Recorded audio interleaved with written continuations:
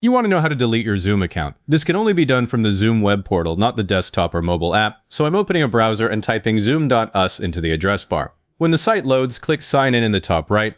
Enter the email address and password for the account owner, not just an ordinary member. If your company uses a single sign-on button instead of a password, click that option first. I'm using the owner address here because that's the only login that will show the control you need.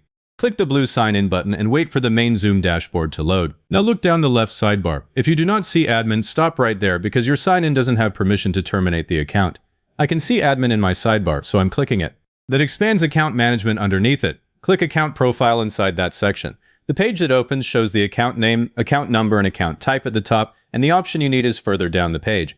Scroll past the settings until you reach the Terminate My Account button. This one is grouped away from the normal fields because it wipes the entire account.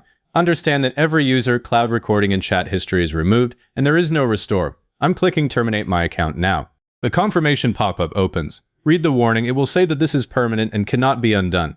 Click the Terminate My Account button again to confirm. This is the actual deletion, not a cancellation notice. Zoom signs you out immediately and puts you back on the sign-in page. That signed out screen is the confirmation that the account is gone.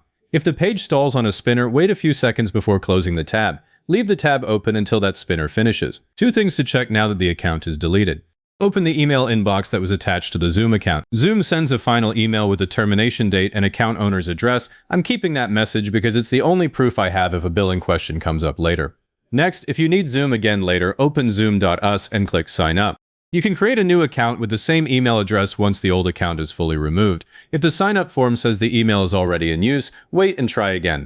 Now if this helped, hit the like button, subscribe for more straight-to-the-point software walkthroughs, and leave a comment saying this was helpful. Comments are what push this to other people looking for the same thing.